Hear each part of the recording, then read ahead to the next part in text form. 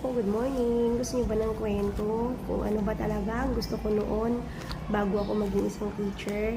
Ang unang-unang gusto ko talaga ay maging isang doktor. Gusto kong matulungan yung mga may sakit, yung mga nangangailangan. Pero nung nalaman ko na ang pag-doktor ka ay maaari maka-encounter ng marami ng mga duguan, yung mga may dugo. Takot ako doon. Kaya inisip ko, ayoko na maging doktor.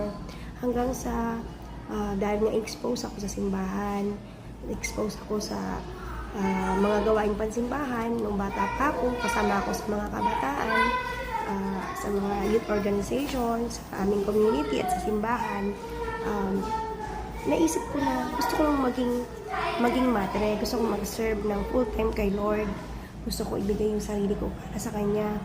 Pumasok po ako ng kumbento dahil gusto ko nga maging isang madre.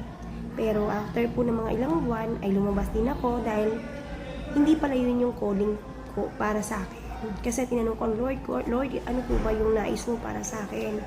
Kaya nung naramdaman ko na hindi ako para doon, ay lumabas din po ako kaagad. Nagsabi ako sa aking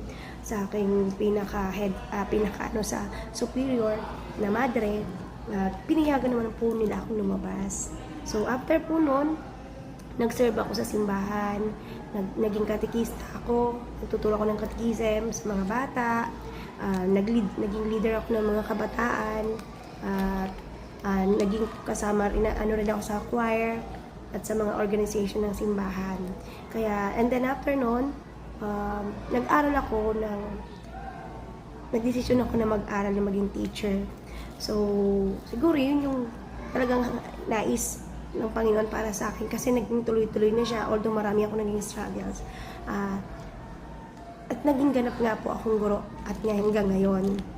Kaya nagpapasalamat ako dahil sa dami-dami ng profesyon, ito yung binigay sa akin ng Panginoon na maging profession ko. At masaya po ako kung ano man po ako ngayon, kahit teacher 1 lang po ako na sinasabi, teacher 1. Ang mahalaga po para sa akin ay naibibigay ko yung sarili ko para sa aking mga estudyante at nagagawa ko yung aking tungkulin.